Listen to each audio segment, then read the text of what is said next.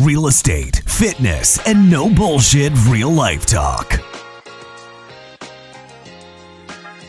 3, 2, 1, and Devin and John are live.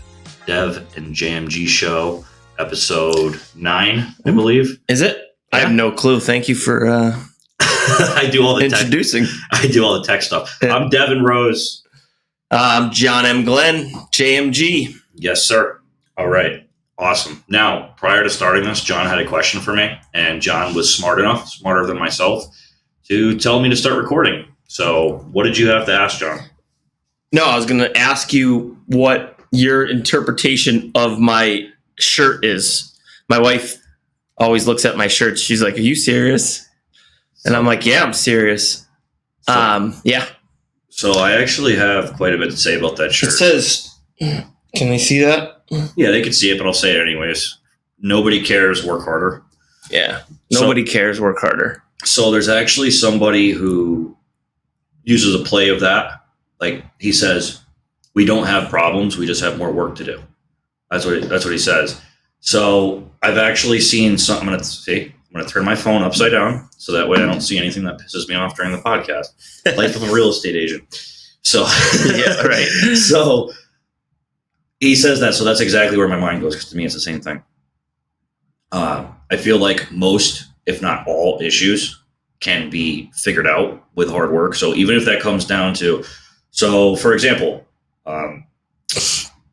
my grandmother isn't doing that well, right? And it's been happening for a while, mental decomposition, right? Whatever. Mm-hmm. It's been getting a lot worse recently. Now, she might not be able to do anything about it. However, I could let that affect me, and I can't control it, but I can work harder to learn on accepting it. So that's something that's really completely out of our control. But depending on how much work I've done and how much work I'm willing to do now is how well I'm going to be willing to accept it. And then when it comes to something like, someone at the gym, I can't lose fat or blah, blah. No, you're just not working hard enough. That's all it is. So really, most things, and I can find myself doing this too, thankfully not very much anymore, comes down to excuses, because there's normally a solution. And one of the best things I've ever heard in my entire life is that I no longer live in the problem, I live in the solution. What's your interpretation? Yeah, so when you started off with your grandma, I was like, "Oh, we're going emotional route here," and I was like, "What I'm going to say next is not going to jive." John told me to be a little bit more transparent, so I'm working on it right now. So nobody cares, work harder means you're a whiny little bitch. Yeah, that's what it means, right? In so many different ways. So if you're at the gym and you're trying to lose fat and you can't, it's because you're not doing something right and you need to work harder because you're a whiny little bitch. I prefer your answer. Mine gets too whimsical. But that's the message I want on the shirt. I mean, I think it all comes down to, like, these days, and I'm not even, like, excluding myself. Like, I can be a whiny little bitch, it right? Still happens, right? So, like, everyone, but I like to say I'm not as whiny as most, but I can be. Yeah. And like everyone's whining these days. And I'm so sick of hearing like people talking about things. And it's like, no one really cares anyway. Dude. Like nobody cares about your problems. No. Like they might pretend they do, but if you really, and unless they're like really good friends that you're sitting down and having like intimate conversations with, but like your everyday conversations with people, if you really watch like their mannerisms and like how they're paying attention to you, they're listening, but they're not really. And they're probably doing this, or they're thinking about something else while you're talking, or like all your problems and everything you're saying. Nobody cares. No, like work harder. No, that's like, you're just whining and you whine too much. Dude, so I'm so glad you said that. I've had this conversation. I haven't brought this up in a while, but I was having this conversation with someone a while back, and I was like, listen, just so you understand, you're talking to people and you're complaining about things. People, like, part of growing up psychologically, and some people never grow up psychologically. Part of growing up psychologically is realizing most people do not give a shit. Yep. And then the ones that do, like I do, and my good friends will tell you, I do care. but to a point. Right. Like, I'll help you get to a solution. I'm willing to listen to you for a little bit, but like, how are we going to fix it? I had to have a conversation with someone today, and I'm like, listen, man, I've avoided the last 5-year phone calls because every time I have enough personal stress going on. Yeah, I got enough shit on my own. I can't handle yours too. Like, with all due respect, because I can't do it. So, what are you going to do so you don't stress me out too with your problems? Right? Yeah. Like, I'm willing to help you come to a solution. Absolutely. But I've given you the solution. You're just not taking it. Well, and this world's coming to like, not, first of all, people aren't as tough as they used to be. There's no way. No. Like, they're whiny little bitches. But like, this world's getting harder and harder. And I think it's getting harder and harder. Or is it getting easier and easier? Exactly. Because I think it's getting easier. It's getting easier and easier, which is making things harder and harder because it's turning people into whiny little bitches that don't want to work. Bro, when you meet people from a different country, like the Middle East or something, those dudes are built different. Yeah, man. They're just, I got some friends from the Middle East, like directly from the Middle East, on the heavy accent and everything. Yep. And they're like made of iron. they're just different, man. Like, it's cool. It's cool. They're just like hardcore. They are, man. I talked with a potential agent that might be joining the team, and the dude's awesome. I love people like this. Yeah. So caring. Yes. He's a nurse. Yes. Okay. And doesn't not like nursing, but wants to get into real estate. That's his true passion. Yep. The reason and his real why is that he wants to help people from his country buy houses because he doesn't feel they are educated enough to buy houses. Mm-hmm. And they're scared because they don't know how to do it. So they won't do it because they're scared. And his whole mission, it's not that he doesn't like nursing, because he's like, if it was about money, he's like, I would stay in nursing. He's like, I want to do real estate because I want to help people. And the passion and this kid's glow on his face of like why he wanted to get into real estate. I was like, I want this dude to join my team. Yeah. Not for me, because I want to help this dude like change other people's lives. Nothing to do with my financial gain. Right. And I love people like that. But when you're from a different country, you have different perspective. Like, I feel like Americans they're a little lost, man. And I don't care about going negative. My wife says I can be negative sometimes. I'm a realist. Like, I am a realist. I see the world the way it is. I see where this country's going, and it ain't in the right direction. And if you think this country's going in the right direction, you better wake the fuck up, because it ain't going in the right direction. You're blind. You're watching too much news. You're not paying attention to what's going on around you. And that's the reality of it. Like, and I'm passionate about that. Like, I love America, but we are some corrupt people. Well, yeah, I gotta say, I'm proud to be an American, and I didn't used to have that pride when I was younger. The reason I'm proud to be from America is, actually, go talk to anyone from America that travels all over the place. They love it a lot more. Once they see what's on the other side of things, it puts it in perspective. I love what. That's what I mean, though. And I love. You don't see that as a problem? What? The perception of America from Americans? No, we have what we have because of the way we are, and it's not going to continue that way. We have what we have because of the way we are. Like, we're corrupt. Yeah. That's why we're where we are. Yeah. In the world, let's call a spade a spade. Yeah.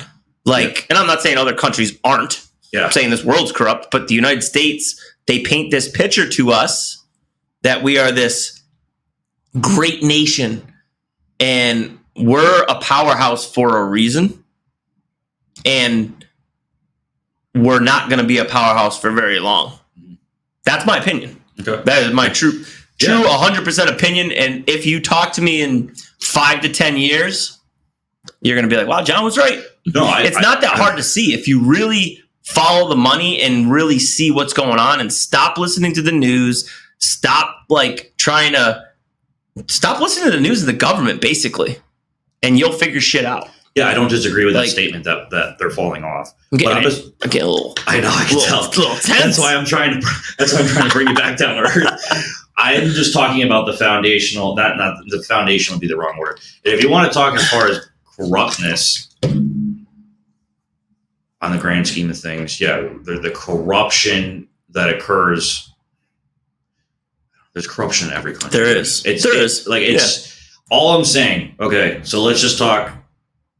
The fact to me is that there is nowhere else in the world that you can come to and do as well off of nothing. Yeah. Because I have met so many immigrants, and these are the coolest people to talk to. I tell them, like, I want to be grateful, but I'll never understand gratitude to the same degree that they did. Right. The guy who came here from Mexico. Yep.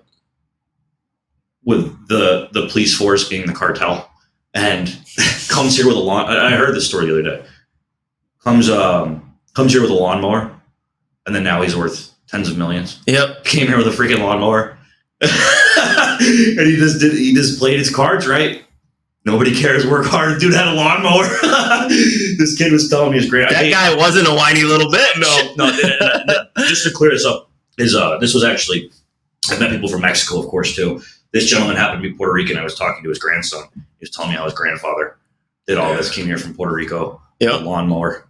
And then he was saying how it's awesome. I mean, that's the American dream, dude, right? That stuff. Yeah. When he's telling me that, I get the hairs on my neck stand up, and I get like the goosebump feeling. But that's coming to America for the opportunity and taking advantage of what America offers, not taking advantage of America. Yeah. Like, because that happens. And no again, I'll go back to the corruptness that I think this country's going the wrong direction, dude. Complete wrong direction. I agree, but I'm going to ride it out. Yeah. I'm just looking at it. Yeah, totally. I'm not going anywhere.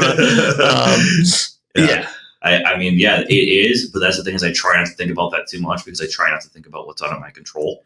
That's what my wife says, man. She's like, why am I going, and I'm going to tell you this.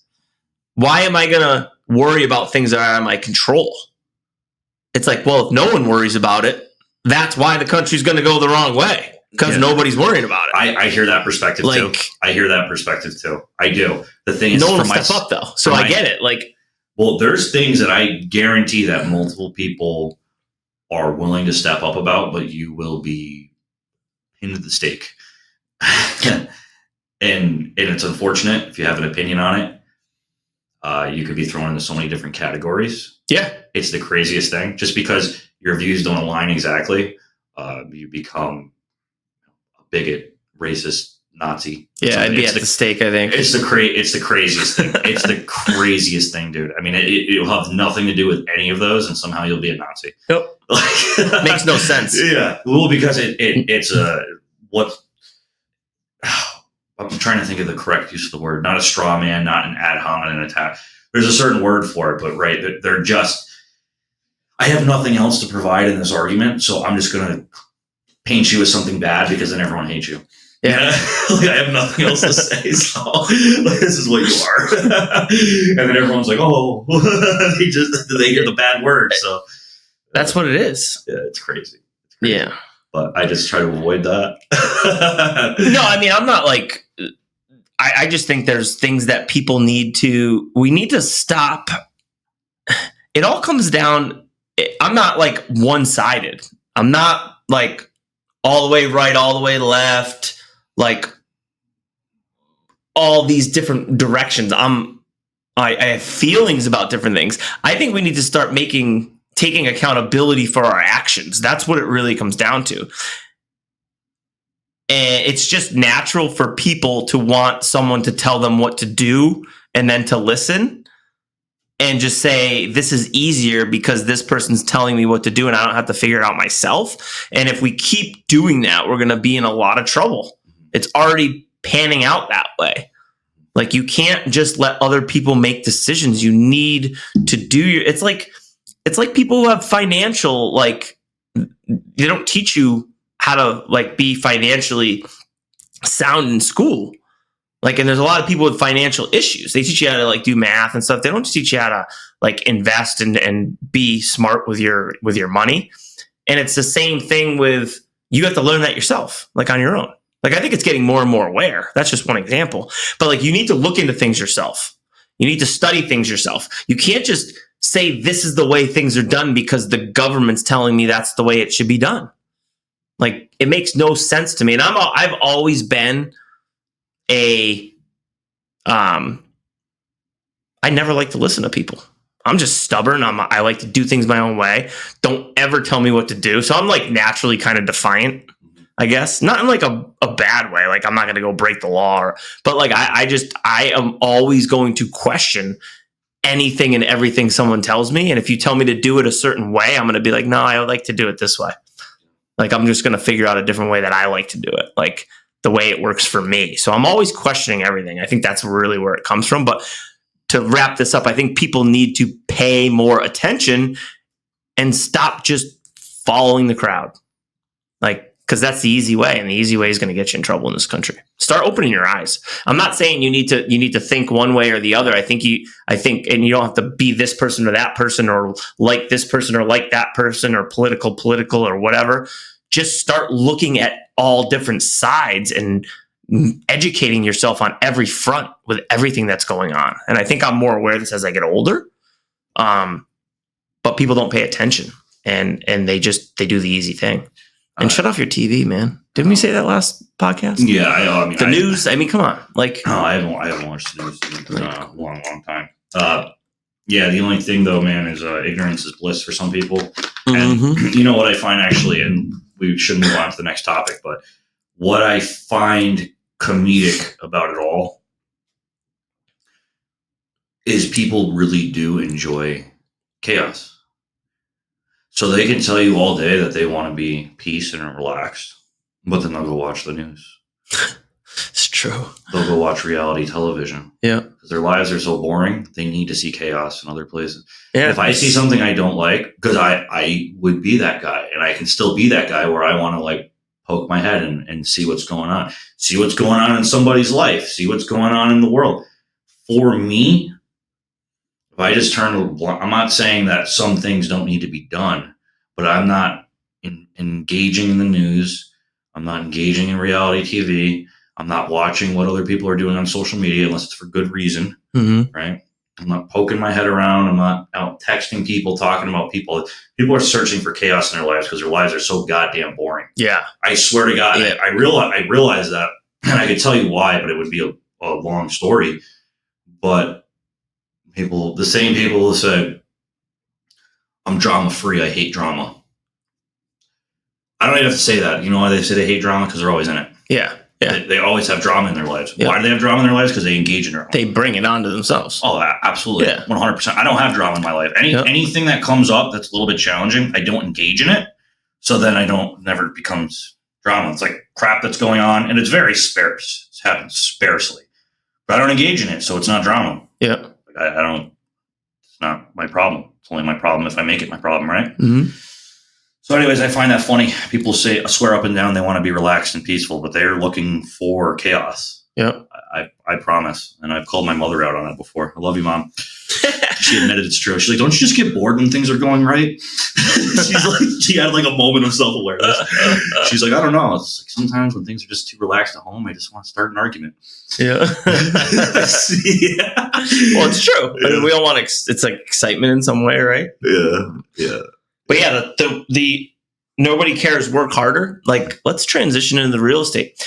For agents, man, like, it's time that they need to step up, right? If you're in business and you want to develop a business as a real estate agent, like, nobody cares what you're going through or what happened today or why you didn't do what you had to do, because I hear a lot of excuses, right? Because agents aren't doing what they're told to do. It's like, dude, this business is a very, very difficult business to do well at, but it's not if you just break it down into simple things and just take the action on those simple things. Because the actual business is simple. It's not an easy business, but it's a simple business. So if you're going to be in real estate, like, you need to get out of your comfort zone a little bit. Things aren't going to be that easy. Like, that's the reality of the situation. And once you start doing things that you're told to do and what you're trained on and getting out of your comfort zone a little bit, you're going to develop not only as a person in business, but as a person, like, mentally. You're going to become a better person because you've overcome things. You're going to get better, right, on every level. And that's part of your growth. Like you never stay, you can't develop yourself, right, if you're not going to get out of your comfort zone. Because if you don't take the action and get out of your comfort zone, you're just going to remain where you are. That's the only way you get out. Like, I can't tell you how many times what I do now, I do stupid things on purpose because it'll put me in a position. And I don't mean stupid. I mean, like, I really want something. I'll go to real estate, like investing on this. And I'll be like, I really want to do this. All right. Well, once you commit to doing that, I get scared about it. Right. Mm-hmm. And then I'll do it on purpose. Yep. Because then I'm screwed if I don't come through with it. Yep. That's when I do my best. Yeah. If I pull back and I'm like comfortable, right?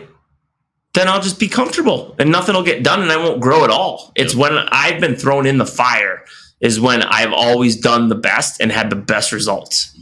Like I'm going through some stuff right now that I've been stressed out, and it's for good reason. It's because if I don't get shit done that needs to get done in the next month, I'm in trouble. So I'm going to get it done. Like my wife could tell you how I've been around the house lately. Like I've been tense because I got a ton of shit going on. Yeah. But I know that I'll look back in a month and then I'll just have that on my belt of like, damn, you did that? Like that was hard. I remember that. I remember, it was stressful but it went past, right? And then I accomplished it. And now that accomplishment is up in my head forever. And I know, and now I'm that much more confident, that much more skilled.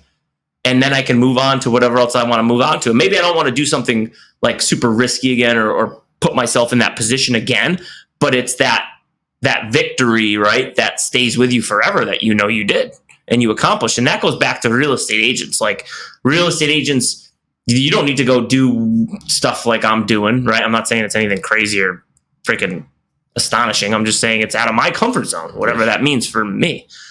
But if you're an agent, like get out of your comfort zone, go do something that's going to put you in a position that you're like, I can't fail at this. And then get everything you got into it and then accomplish it. And you're going to come out of that with a victory that like pushes you forward. Well, you know what you gather when you do these things? You gather competence and you gather confidence as well as you start to become aware of your abilities. So I started from ground zero. This is how my whole life has been. The foundation of my life and who I am today is getting out of my comfort zone. I'm not even kidding. I had to start from like nothing at one point. I mean, I'm talking, like, dude, I almost forgot kind of like how to socialize. I'm serious. It was rough. Yeah. It was really rough. So, I mean, I had to build up from nothing, and it was purposely giving myself little anxiety attacks all day long. Like, seriously, that pit of the stomach. Was that from like the transition of the things you worked through to a different Devin? Yeah, but I mean, it was ever since I was a kid. So I'll give you an example. Ever since I was a kid, I was very, very shy. But then I would have moments where I wasn't shy at all. And it's like this up and down roller coaster thing. Mm-hmm. And yeah, I had moments in time frames where it was relatively clear. But then I had other times, like high school was near impossible for me. I was so full of fear and anxiety, and I didn't even know what it was at the time. I didn't realize that's what was going on, that I would barely be able to communicate with anyone. I couldn't even really talk to anyone. So it was really, really rough, dude. It was really, really rough. So like my only outlet was to, like liquid courage, basically. Go drink, because then I could talk to people. So that was a big outlet for me. And as I said, I had to essentially build myself up from nothing. And that's why I just embrace the fear at this point. Like people talk about like, oh, I'm anxious, and I just go do it. Yeah. Like whether people have something bad to say about it or not. No, I have a girlfriend right now. The same. When I'm single, if I see a girl I find attractive or whatever, I don't care. I'll just go up to them, talk. Hey, you want to go out sometime? They say no. I'm like, okay. But it wasn't like that for me always. I had to do it over and over and over and over and over again. Fear of rejection. lose the fear of rejection. Well, that's the fear of rejection, like agents At its core. at its like, yeah, like I don't want to pick up the phone to call expired listings. Why? What are they going to say to you? No. No. What if they say no? Who gives a shit? Yeah. Like they said no. Wouldn't you rather hear no than not try? Yeah. Like I don't want to call my friend. What is my friend going to think of me? I don't want to call my person that I knew in high school 5 years ago because I haven't talked to them in 5 years, and now they're going to think I'm just calling to go get business. Well, you haven't talked to them in 5 years. Do you give a shit about what they think anyway? Yeah. You haven't even been in communication with them. Yeah. So go strike up a conversation. It doesn't have to be about real estate, but say hi, Yep. right? And ask them how their life is, and then friend them on social media, and then they'll see what you're doing. And then you can keep that conversation going later. Yep. Like, but why do you care? Even if you were like, hey, Devin, haven't talked to you in a while. Dude, you looking to buy or sell a house? And Devin's like, nope. And why do you care that he said no? You haven't talked to him in he literally wasn't in your life for 5 years. And you care what he thinks? Like, how does that make any sense? Yeah, it doesn't. Well, it doesn't when you put it that way, right? So if you do the math equation, put it down on paper, it doesn't make sense. But it's the human mind messing. So that's why I feel like one of the biggest things you can do as a human being is overcome the fear of rejection. Yeah. Like it's huge, right? Like on a topic of, like, I'll just go back to it really quick with girls, dude. I can't tell you how many guys I talk to that the concept that I could just somehow go up to some person in like the grocery store or something and to talk to them and just be like, you want to go get coffee? No? Oh, okay, cool. I hope you have a good day. I think the majority of girls, they're going to be like, ooh, that's a little aggressive. Not at all. What are you? No, it's not. No, I mean, how many times have you done? I'm curious because I'm assuming though, but do girls, do they think that is a little, I'm not saying they're like all worried or sketched out from you. I'm just saying. Depends on the girls. Some people are going to talk. Do some of them just kind of look and they're like, no, or no? Are they have a conversation with you? I'm curious. Have a conversation. Yeah, yeah, absolutely. Yeah, all the time. That's cool. Yeah. That was a big part of my life. Like overcoming that fear. That was a big component to it. For a lot of guys, just like you're like, oh, that sounds terrible. It's like calling. No, I'm not terrified to do that. But you think you're going to get a response. I think like the women are going to look at you as like a little. Oh, I've heard some of them talk crap, but it's whatever, dude. Like, how else are you going to? It's just like prospecting. Yeah, you got to ask. I think it's the introduction. It's like go up to them with a big smile, right? I mean, like, hey, how you doing? But it's prospecting. Like, how do you know? They're either going to say yes, no, or go fuck yourself. Yeah, that's fine. As long as you're not a creepy weirdo, who cares? As long as you're not being a weirdo in bed, just yes or no. Okay, move along. I heard something. Who, Bradley, the real Bradley. Do you ever listen to him? You showed me him. I like the dude. He's cool. Yeah. But I listened to a lot of his podcasts, and he said something the other day on a podcast. He goes, I went up to this woman, and what did he say? He was like, I asked her if she wanted to go out to dinner. Yeah. And she was like, I have a boyfriend. And he's like, yeah, he's not invited. Because he's like a salesman, right? Yeah. And that was like a good opening line.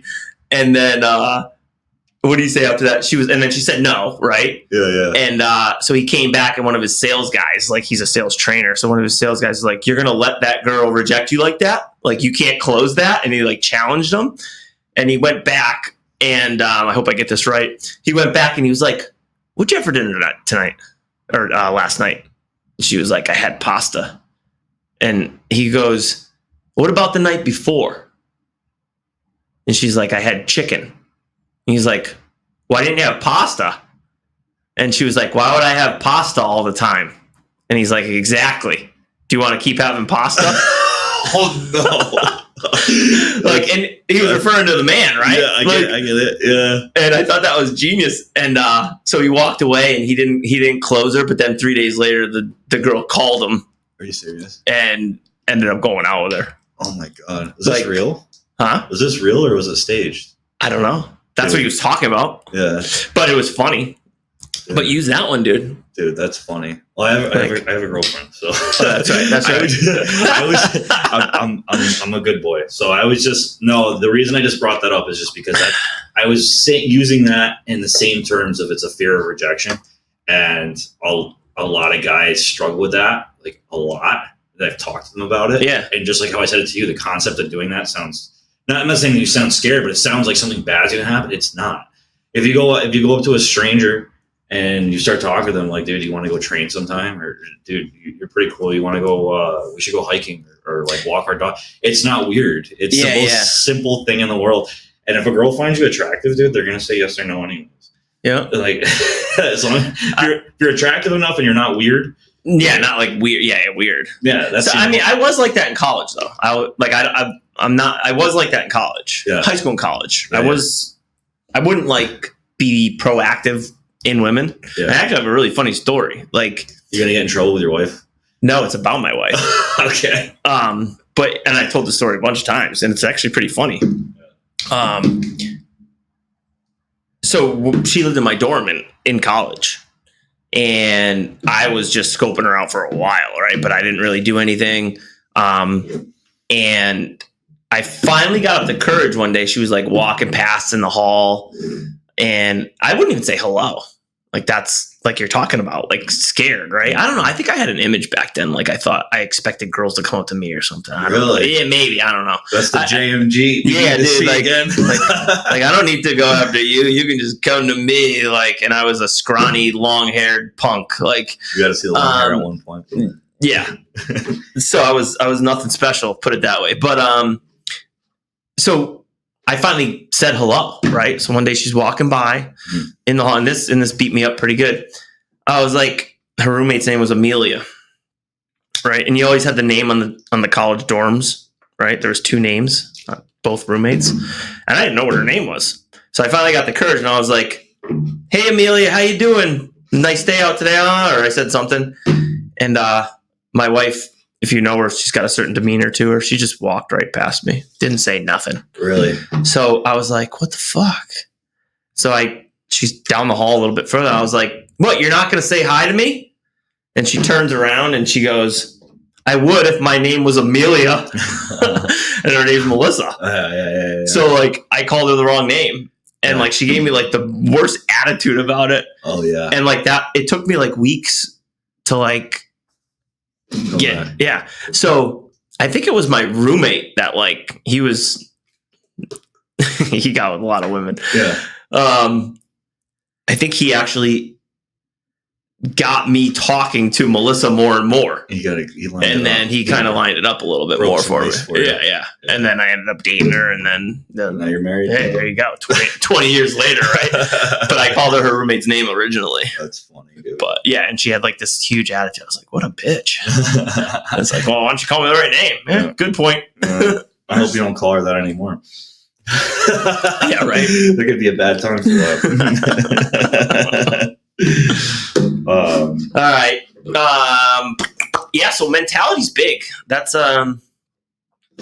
something we all got to work on, I guess, constantly, right? Yeah, well, also I can tell you from my experience that if it's not constantly worked on to some degree, if it's not practiced, it'll actually revert. Yeah, I've had that happen. So if you're not so let's say we locked you up on an island for a year and you had no social interaction with people. When you come out, you're gonna be a weirdo. Yeah, like it's just gonna happen. Yeah, that's just how it works. I mean, I'm not saying there might not be some anomalies or there's always exceptions to the rule, but how can we speak on anything if we don't? Well, I think a lot of people have brought that up because of COVID too. Like they came out of COVID and they were like, I'm like more socially awkward than I was before. They're like, ruder too.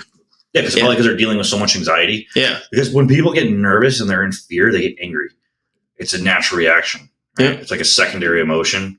If I feel weak, I can feel powerful by being angry. So people are just like ruder, and maybe that's why I get angry a lot.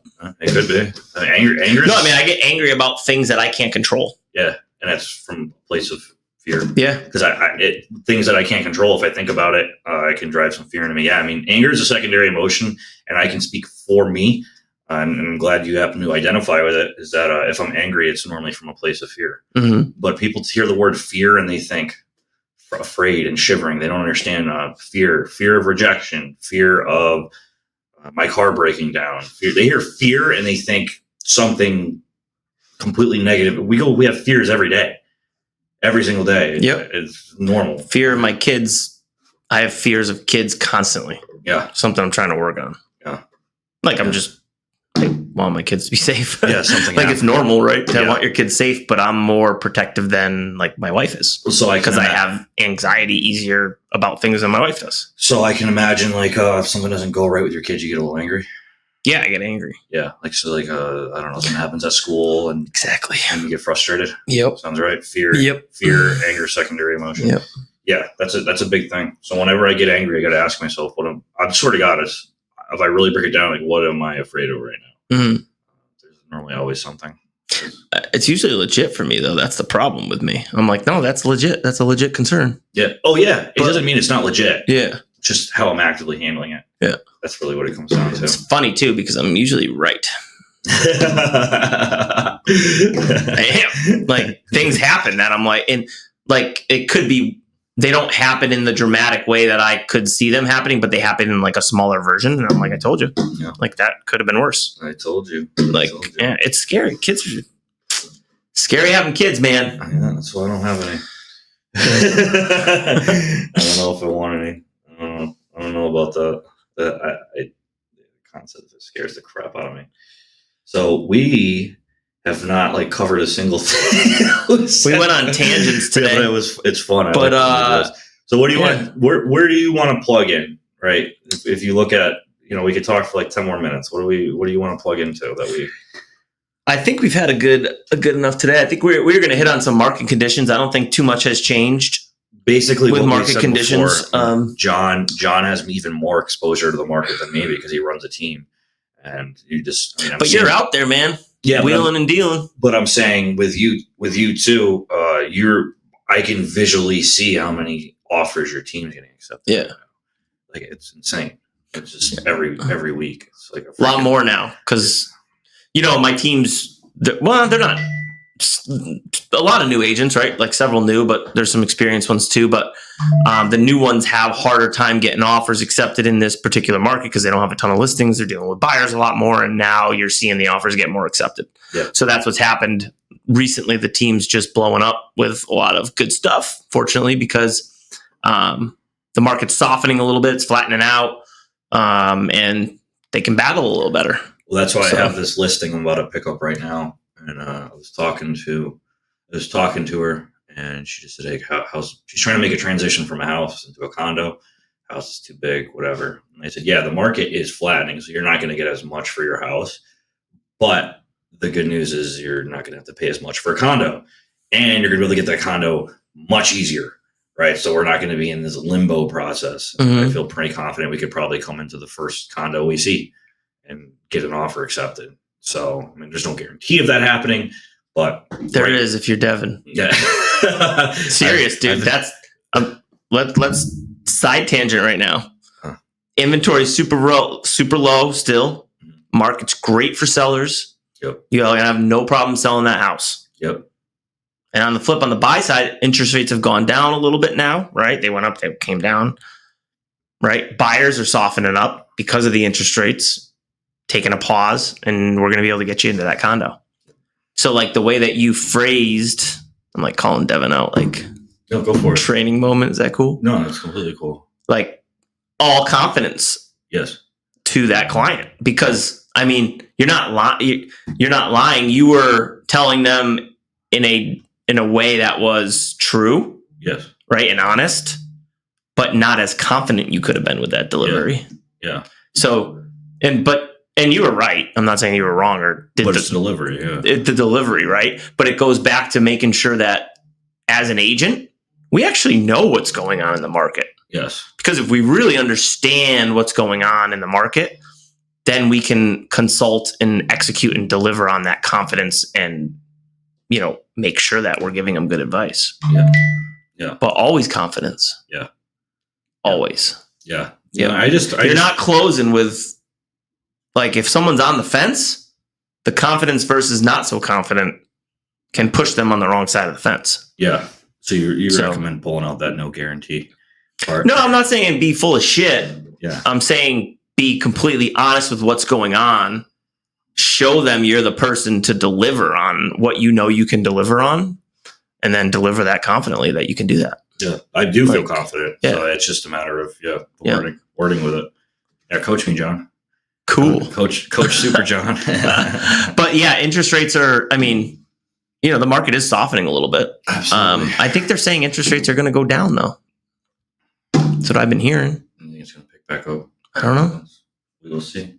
I mean, the Fed's going to keep increasing, right? We're supposed to, I think, get another increase in September, I think they mentioned. I could be wrong about it. I think it was September. But the Fed rate going up doesn't mean interest rates are going to go up. And I think they're talking about interest rate. I met with my lender today. I had a closing today for a refinance, and he was like, rates are going to go back down. That's what he said to me. So hopefully we got some good stuff with rates coming down soon too. Yeah. So, I mean, the market's, it's softening, but it's good. It's a great market right now. Yeah.